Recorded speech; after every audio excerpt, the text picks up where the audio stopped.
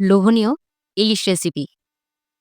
ইলিশ মাছ খেতে মজা কিন্তু সাধ্যের বাহিরে। আসলেই বাংলাদেশের মানুষরা খুব দুর্ভাগ্য যে আমাদের জাতীয় মাছ ইলিশ হওয়া সত্ত্বেও আমরা এটা খেতে পারি না ঠিক করে।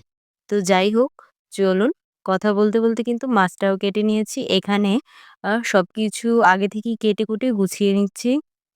টমেটো, পেঁয়াজ, কাঁচামরিচ সব কেটে নিয়েছি। ইলিশ মাছ তো সবসময়ই সরিষা দিয়ে খাওয়ায়। ইলিশ মানেই সরিষা। জানি না এই কম্বিনেশনটা এত ভালো যায় কেন? তবে চলুন আজকে না হয় একটু অন্যরকম করে রান্না করা যাক। আজকে আমি টমেটো দিয়ে ইলিশ মাছ ভুনা করব। আর আশা করছি আমার রেসিপিটা ফলো করলে আপনারাও দারুণভাবে খেতে পারবেন। কারণ এই খাবারটা এত মজা হয়েছিল, এত মজা এটা বলার বাহিরে। তো ১ম এই কিন্তু আমি মাছগুলোতে লবণ, হলুদ আর মরিচ দিয়ে একটু মেখে নিয়েছিলাম। আর সব অল্প, অল্প পরিমাণে দিয়েছিলাম। হালকা একটু ভেজে নেব। যারা বাছতে চান না তারা একটু কষিয়ে নিতে পারেন। তবে আমার কাছে মনে হয় এই ছোট ইলিশটা হালকা একটু ভেজে নিলেই টেস্টটা ভালো আসে। মাছগুলোর কথা বলতে, বলতে আমার কিন্তু ভাজা প্রায় হয়ে এসেছে। উল্টে-পাল্টে ভালো করে একটু ভেজে নিয়েছি। খুব কড়া করে ভাজার দরকার নেই। যেহেতু এটা ভুনা করব। আমি এখন উঠিয়ে নিচ্ছি সবগুলো মাছ এক, এক করে। মাছগুলো কিন্তু আমার উঠিয়ে নেওয়া হয়ে গেছে। এই পর্যায়ে আমি পেঁয়াজ কুচি আর ২ টা কাঁচামরিচ চিড়ে দিয়ে দিয়েছি এখানে।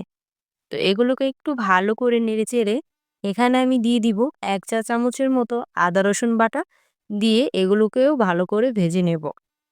আদা রসুন বাটা দিচ্ছি তার মানে এই না যে ইলিশের গন্ধ থাকবে না।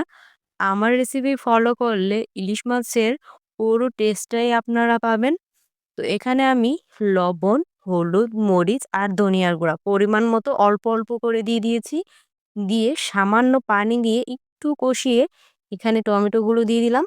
এখন টমেটোটা মসলার সাথে ১ মিনিটের মতো একটু কষিয়ে নেব।